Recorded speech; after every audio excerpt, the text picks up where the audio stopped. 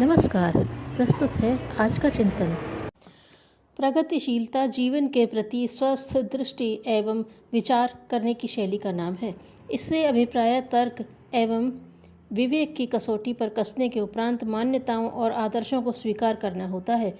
विस्तार एवं व्यवहार में शालीनता दूसरे प्रधान लक्षण हैं।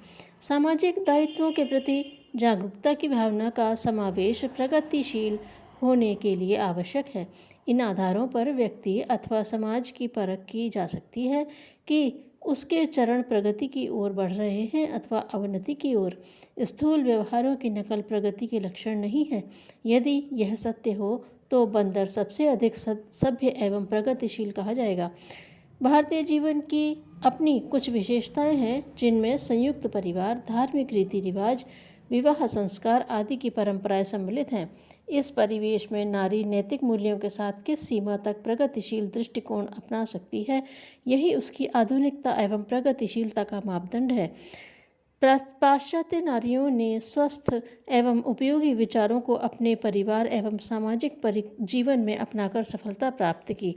भौतिक क्षेत्र में स्वास्थ्य, शिक्षा, उद्योग की दिशा में आगे बढ़ती जा रही हैं। उनके भौतिक विकास में प्रगतिशील विचारों की सराहना की जा सकती है। भारतीय समाज में आधुनिकता वैचारिक स्तर तक न पहुंचकर आचरणगत फैशन के रूप में स्वीकार कर ली गई है। बाह्य वेशभूषा, रीति रिवाज को महिलाएं बड़े उत्साह के साथ अपनाती देखी जा रही हैं। शिक्षित एवं अशिक्षित सब बाह्य आडंबरों द्वारा अपनी प्रतिष्ठा के प्रतिपादन में व्यस्त हैं।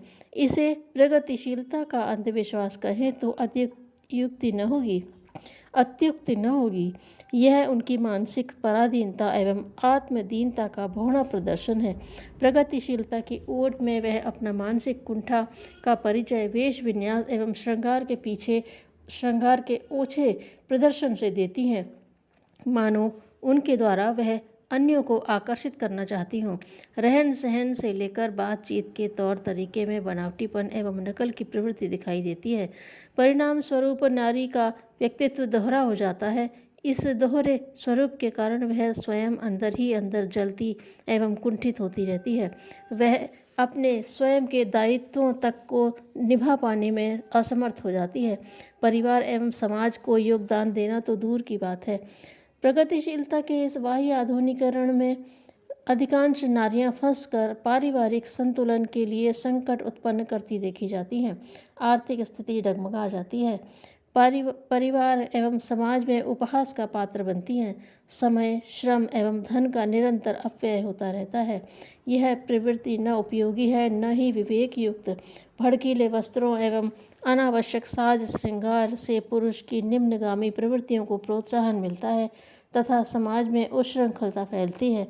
आए दिन यौन अपराधों की घटनाएं इस प्रवृत्ति के कारण सुनने को मिलती रहती हैं। सभ्यता के नाम पर इस अंधानुकरण की प्रवृत्ति में नारियों में विवेक बुद्धि का अभाव मुख्य कारण है। हजारों वर्षों की गुलामी के कारण उनकी मानसिक स्थिति अभी भी कुंठित बनी हुई है। अपनी परिस्थितियों एवं सामाजिक स्थिति पर स्वतंत्र रूप से विचार करने की क्षमता न होने के कारण वे स्थूल व्यवहारों एवं पहनावों की नकल करने में ही श्रेष्ठता समझने लगती हैं तथा उनको प्रगतिशीलता का प्रमाण मानती हैं। सामान्यतया बड़े एवं प्रभावशाली कहे जाने वाले लोग जिन क्रियाकलापों एवं विचारों को अपनाते देखे जाते हैं, मध्यम एवं छोटे वर्ग द्वारा भी वही पद्धति अपनाई जाती है।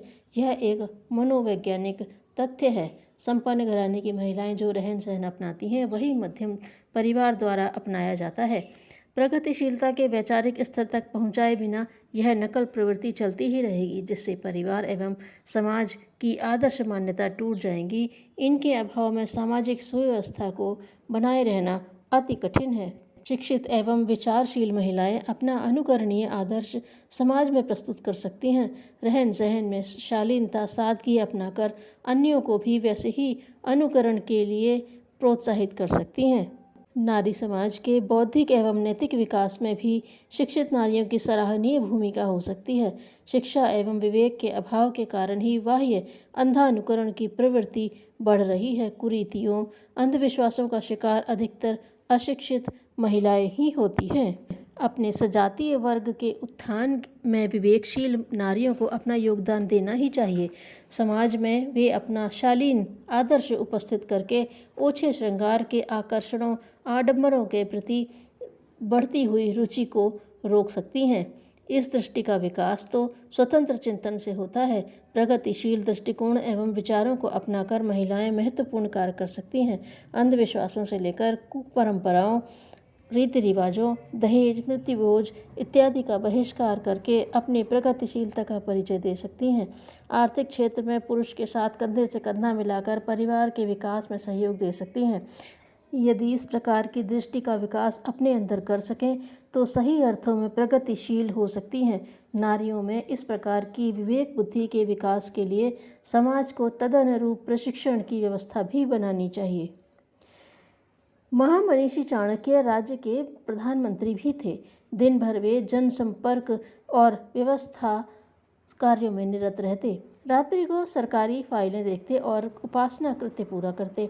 उनके पास 2 दीपक थे। एक को तब जलाते जब राजकाज का काम करते, उसमें राजकोष का तेल जलता, पर जब वे उपासना करते तो पहला दीपक बुझाकर दूसरा जलाते, जिसमें उनका निजी परिश्रम का तेल, उपार्जित तेल जलता। चाणक्य कहते थे, उपासना निजी लाभ के निमित्त की जाती है, उसकी सुविधा में दूसरों की सहायता क्यों ली जाए। जब तक जनजीवन इन आदर्शों से आप्लावित रहा तब तक राष्ट्र की गरिमा कितने उच्च शिखर पर थी, उसका एक अनूठा उदाहरण इस घटना में मिलता है। प्रसन्नता ही श्रेष्ठ मानसिक आहार है। धन्यवाद।